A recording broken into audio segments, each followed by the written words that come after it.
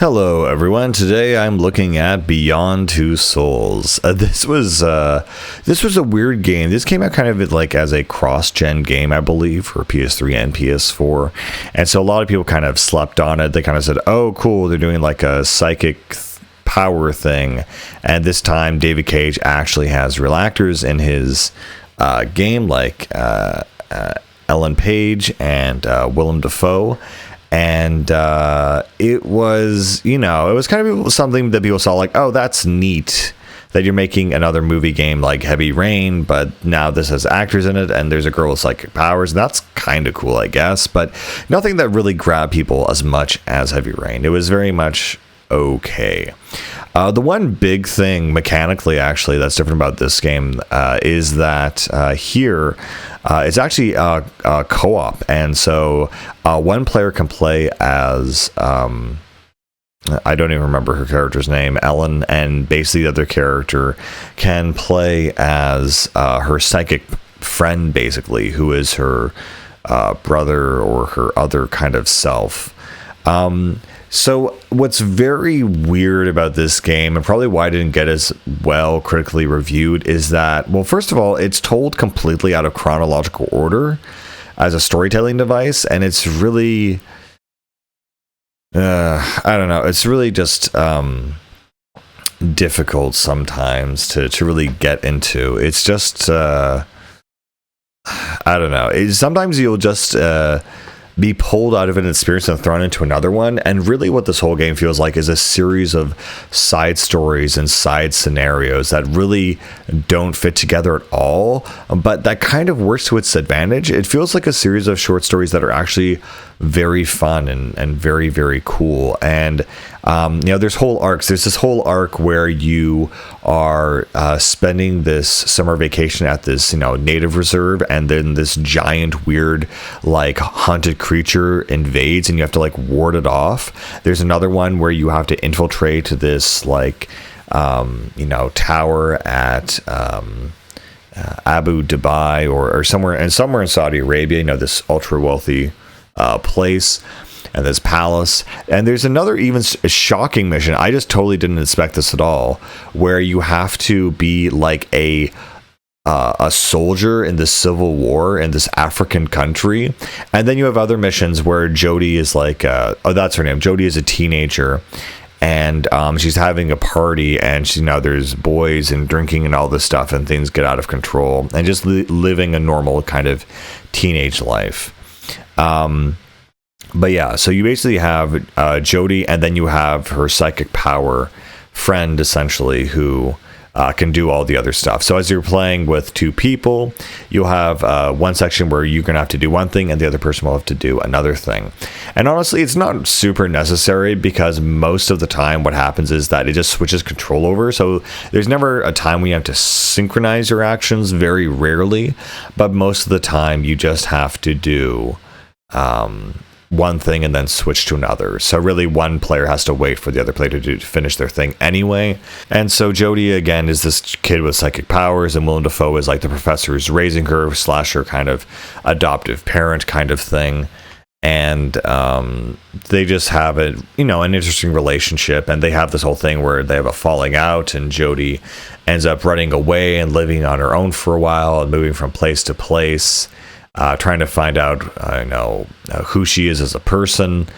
And that's pretty much the whole story. And again, you'll just go to these random points in time where you're like, okay, she's like a soldier now. Oh, she's a teenager. Oh, now she's like an agent and a spy. Now she's doing this. It's just really all over the place. And I just don't know how to really feel about that, because it doesn't really work as a great storytelling device. It feels like a series of short stories, but in any case. Again, like some of these scenarios are very stupid and cliche, and some of them are very nuanced and interesting, and that's David Cage's style. Like, he'll do something completely stupid and like just so by the numbers, by the book, that you have to laugh. And then sometimes to do something really interesting, like the Native American or Native Indian sort of segment of the game was really interesting. It felt like a whole sort of Saturday morning 30-minute like episode where it had a beginning, middle, and end, and it just finished, and it felt really nice and conclusive. It was really cool. And so the gameplay, again, is pretty much unchanged. When you play as Jodie, you have a bunch of button prompts where you just insert them for dialogue or actions, getting things, organized or ready for, a certain, event or something, or a certain time and place.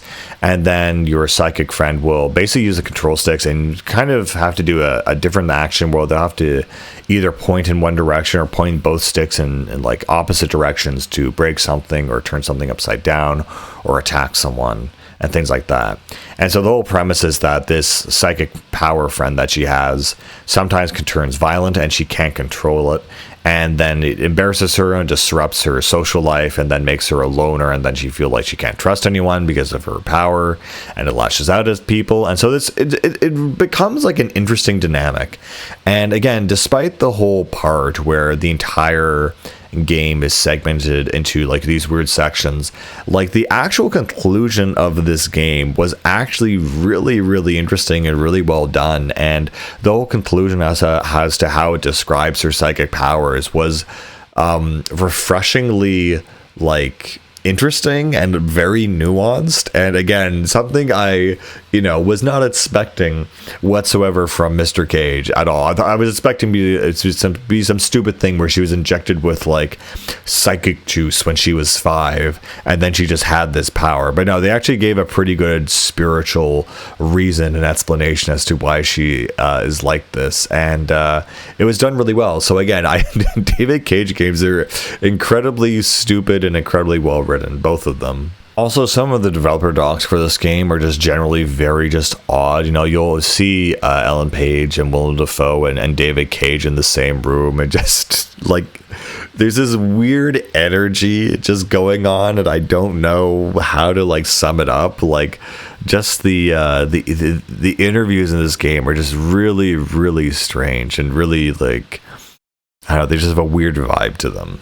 Anyway, not much else to say about this game, except I think some people might have slept on it because it was not as successfully reviewed or well reviewed as the other David Cage games, but you're definitely craving that experience, and you want someone else to actually be part of the action and make the stupid decisions in the story for you. That's definitely something you can do.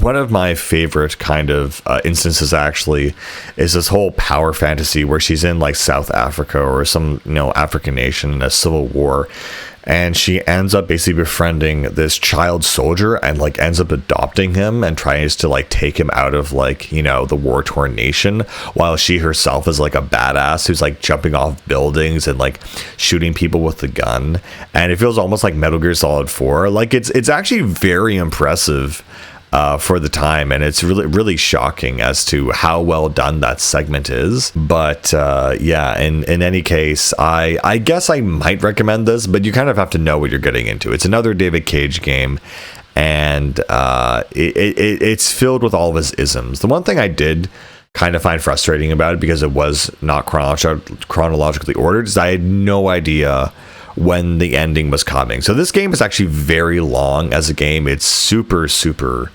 long, and I would say almost tedious, but I would say overall it was kind of a good experience. Like maybe not the best thing ever, maybe not as direct as impactful as Heavy Rain, but still fairly good. I guess that's all I can really say about it. Anyway guys, I'll see you later. Bye.